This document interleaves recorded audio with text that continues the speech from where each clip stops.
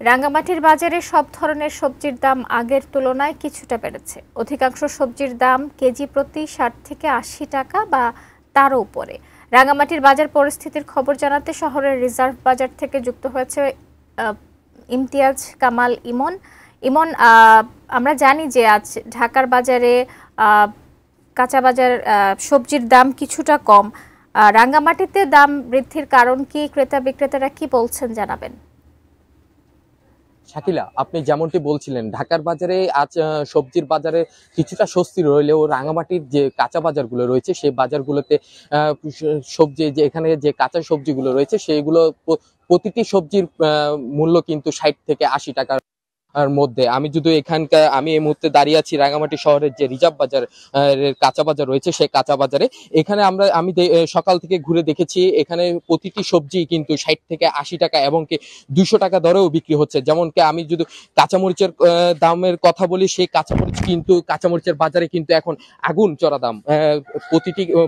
প্রতি কেজি কাঁচামরিচের দাম ২৪০ থেকে ২৬০ টাকা দরে বিক্রি হচ্ছে। এছাড়াও এখানে যে টমেটো রয়েছে সেই টমেটোর দামও কিন্তু অনেকটা চড়া বলা যায়, কারণ এই টমেটো এখন বিক্রি হচ্ছে ১৬০ থেকে ১৮০ টাকা। এছাড়া যে ফল রয়েছে, শসা রয়েছে, সেই ফল এবং শসা দোনোটিই কিন্তু ৭০ টাকা দরে বিক্রি হচ্ছে। এছাড়াও কিন্তু এখানে যে ঢেঁড়স রয়েছে সেটি ৭০ থেকে ৮০ টাকা এবং পটলও ৬০ থেকে ৭০ টাকা, কাঁকরোল ৭০ থেকে ৮০ টাকা।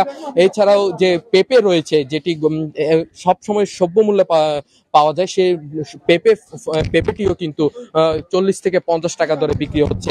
এছাড়াও যদি আমি এখানকার যে মুরগি বাজারের কথা বলি, সেখানে ব্রয়লার মুরগি বিক্রি হচ্ছে ১৬০ থেকে ১৮০ টাকা।